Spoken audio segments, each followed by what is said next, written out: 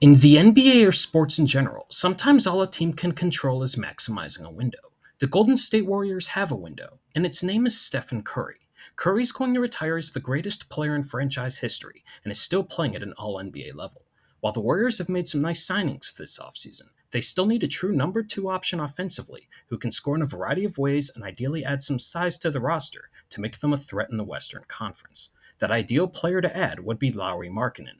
I'm going to take a deeper dive into Markkanen's game, show how he'd fit with the Warriors, and take a look at what it could cost to obtain him via trade. Since joining the Jazz 2 seasons ago, Markkanen has played the best basketball of his career. In that span, he's averaged nearly 25 points per game, shooting 49% from the floor and just under 40% from three, taking 8 attempts a game. One thing that really stands out to me regarding Markkanen's potential fit with the Warriors is how often he's asked to score working off screens. This is something Klay Thompson excelled at for years, and he was the only player on a high volume this past season who spent more of his possessions doing this than Markkanen. Like Thompson, Markkanen's a very talented shooter off movement and knocked down 39% of his threes coming off screens this past year. This possession develops pretty quickly, but watch Markkanen in the bottom right corner. The Jazz run a wide pin down here to bring him to the wing, and look how quickly Markkanen gets into a shot here.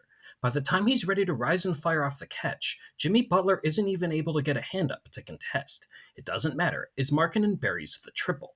Another thing that makes Markkanen unique is he can score utilizing screens in a variety of ways. On this example, the Jazz set a quick flare screen for Markkanen.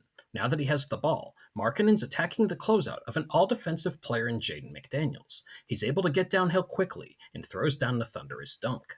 This possession's from the same game, and Markkanen uses the curl here to get into open space in the paint. Now look what Markkanen has. He's a 7-footer with a one-on-one matchup versus a smaller defender, and takes advantage by finishing over him with the layup.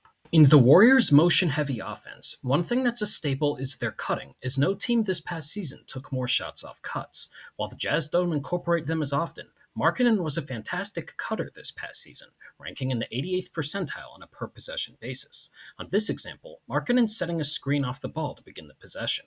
Though shortly after, the Jazz get what they want. Markkanen gets the switch onto a smaller defender, and he immediately cuts as the defense scrambles, leading to a reverse layup. This example resembles something the Warriors would run. It starts with Markkanen setting the screen and pick and roll, though as soon as Kelly Olynyk gets the ball, take a look at Markkanen. He's already making a break for the basket and got the initial ball handler's defender switched onto him.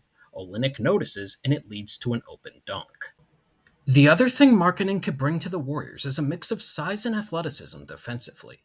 While Draymond Green and Trace Jackson-Davis project to play minutes at center, both are 6'9" or under. While Markkanen has the offensive skills to play with either of them, he's a legit 7-footer who could play center in some lineups. This past year, he also performed well, ranking in the 84th percentile defending isolation against players of various sizes. On this possession, Markkanen's defending Jamal Murray.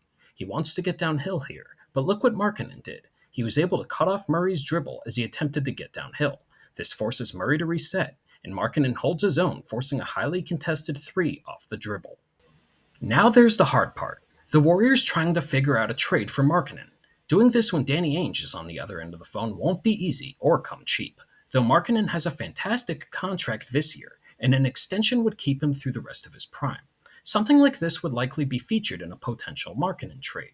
Other teams can be involved, but the Warriors at the least will need to give up multiple unprotected first-round picks, likely get creative to add more picks, and the Jazz would likely want an intriguing younger player as well. This may sound like a large asking price, but the Warriors would be able to sign Markkanen to an extension, and you only have so many players of Curry's caliber to build around. The Western Conference is daunting, but adding Markkanen would be a way for the Warriors to plan for the future while also maximizing the remainder of Curry's illustrious career.